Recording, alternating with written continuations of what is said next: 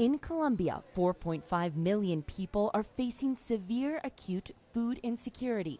This occurs when a person's inability to consume enough food puts their lives or livelihoods in immediate danger.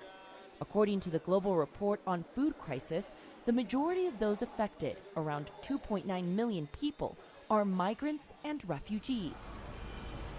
The report says for another 1.6 million people, around 3% of Colombian citizens, the level of food insecurity is severe.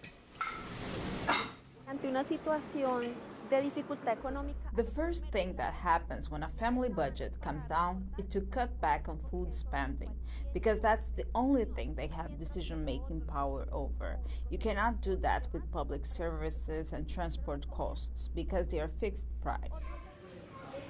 The report shows acute food insecurity is also higher in Colombia's rural areas, where weather extremes like the El Niño have triggered both drought and heavy rainfall. One analyst says Colombia can withstand these extremes with better planning. In the short term, we need to study these cycles to establish new strategies for crops and implement sustainable agriculture, urban gardens or mixed crops that permit different types of products that could adapt to varying climates. Professor Paula Caicedo says Colombia has in fact been suffering from acute food insecurity for years. She says other contributing factors include the ongoing armed conflict and economic policies that do not provide enough support for local food production.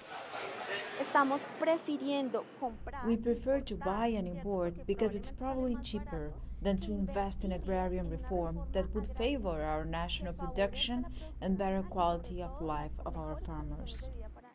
Last year, the government tackled food inflation and brought it down from 26% in January of 2023 to 5% by December.